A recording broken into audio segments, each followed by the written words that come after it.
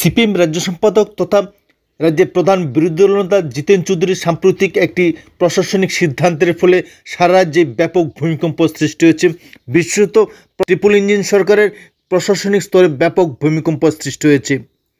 কী করেছেন সিপিএম রাজ্য সম্পাদক জিতেন চৌধুরী?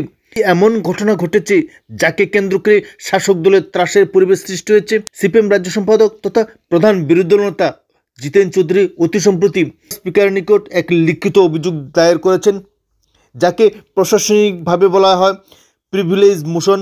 এবং এই প্রিভিলেজ মোশন জারি করা হয়েছে এমন একজন ব্যক্তির বিরুদ্ধে, এমন একজন নেতৃত্বের বিরুদ্ধে এবং এমন একজন প্রশাসনিক কর্মকর্তার বিরুদ্ধে যিনি ট্রিপল ইঞ্জিন সরকারের অন্যতম চাণক্য হিসেবে পরিচিত এবং সমগ্র মোহনপুর এলাকার যিনি অবিংশবাদিত নেতা এবং রাজ্য বিধানসভার বরিষ্ঠ বিধায়ক তথা রাজ্যের মাননীয় কৃষিমন্ত্রী রতনলাল নাথ।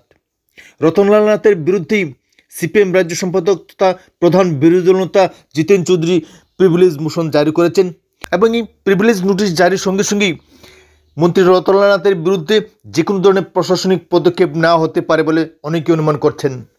কী কারণে প্রিভিলেজ মোশন আনা হলো রতনলাল নাথের বিরুদ্ধে?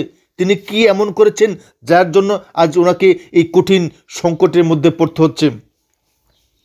এখানে উল্লেখ করা প্রয়োজন যে বিধানসভার চলতি অধিবেশনে রাজ্যের কৃষিমন্ত্রী রতনলাল নাথ যেভাবে প্রধান বিরোধী দলনেতা সম্পর্কে অসংসদীয় আচরণ করেছেন, অসংসদীয় শব্দ ব্যবহার করেছেন, সেই সঙ্গে ওনার জাত সম্পর্কে যে ধরনের উচ্ছৃঙ্খল মন্তব্য করেছেন তার বিরুদ্ধেই ক্ষুব্ধ এবং প্রতিবাদী জিতেন চৌধুরী সরাসরি লিখিত অভিযোগ দায়ের করেছেন এবং এই লিখিত অভিযোগের যদি সত্যতা প্রমাণিত হয়, বাস্তবতা প্রমাণিত হয় এবং স্পিকার যদি এ বিষয়ে নিঃসন্দেহ হয়ে থাকেন, তবে নিশ্চিতভাবে মাননীয় মন্ত্রী রতনলাল নাথকে ভৎসনা করা হতে পারে এবং ওনাকে ক্ষমা প্রার্থনার জন্য নির্দেশ জারি করা হতে পারে।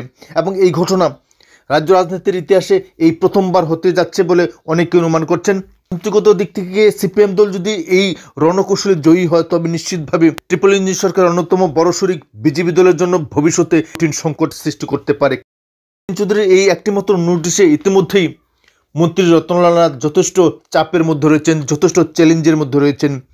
সিপিএম রাজ্য সম্পাদক সম্পর্কে যে ধরনের অসংসদীয় আচরণ করেছেন মন্ত্রী রতনলাল নাথ এবং যিনি রাজ্যের বরিষ্ঠ নেতা এবং ওনার মুখে এ ধরনের অসংসদীয় আচরণ, অসংসদীয় ব্যবহার যা রাজ্য রাজনীতিকে কলঙ্কিত করেছে বলে দাবি করেছেন সিপিএম রাজ্য সম্পাদক জিতেন চৌধুরী।